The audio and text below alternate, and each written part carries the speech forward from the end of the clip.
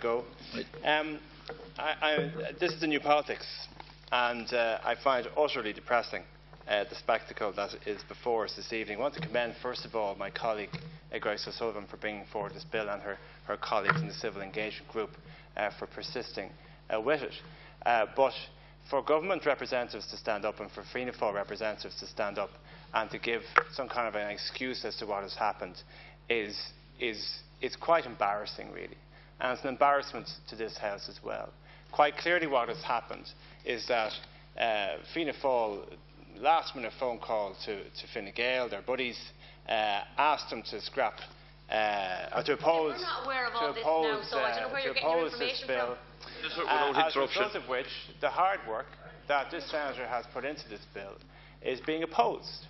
Now, the Labour Party and my colleague Sean Sherlock also have a bill on this very issue to be tabled next week. But that's not preventing us from supporting Grace O'Sullivan's worthy bill. Now, on the basis, apparently anyway, the reason for opposing this bill is that there's some hastily found EU law that will spare Fine Gael blushes. Well, I'd just like to lance that one, if I might, because the Labour Party has carefully considered the position whether EU law will prevent Member States taking action on the issue.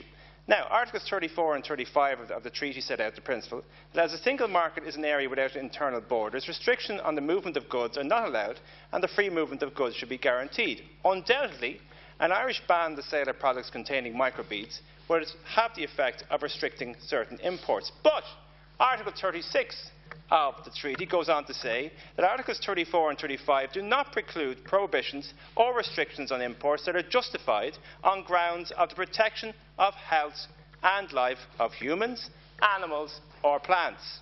In other words, the EU treaty directly acknowledges that national measures can be taken to protect the environment, and this undoubtedly, as has been very well put by my colleague Senator O'Sullivan, is one of those measures. In December 2014, the Netherlands, Austria, Luxembourg, Belgium and Sweden issued a joint statement to EU environment ministers calling for an EU ban on microplastics in cosmetics and detergents.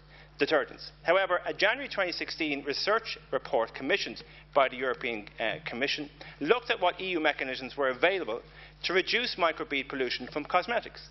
That report concluded that introducing a ban on microbeads at EU level would be more complicated than the laws used in the US and Canada. It is said that it was unclear as to whether any of the existing directives and regulations that have been identified will be suitable. In light of this hesitancy at EU level, we believe domestic action is both necessary and appropriate, and you can't hide behind EU law in this instance. It is true that our proposed legislation amounts on the face of it to a trade barrier, but there is a well-established procedure for dealing with this, if the mindset was there within government and within their coalition partners in Fianna Fáil. The EU Transparency Directive sets up a procedure obliging the Member States to notify the Commission of all draft regulations and products before they are adopted in national law.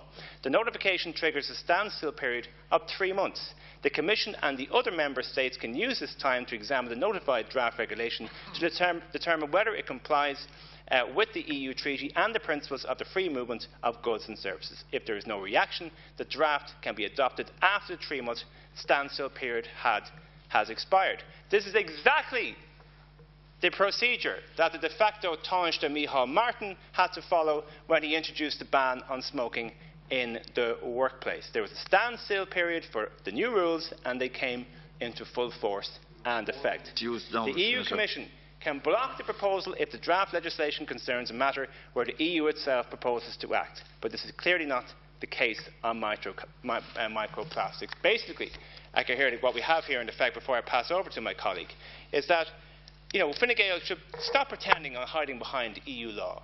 The fact is here that there a last-minute phone call took place from Timmy Dooley throwing the duty out of the pram, wanted the credit for himself, and this extremely good piece of legislation from the Green Party, supported by the Labour Party, even though we had our own bill in the mix, is now being shot down. I think the pair of you should be ashamed of yourselves. Okay,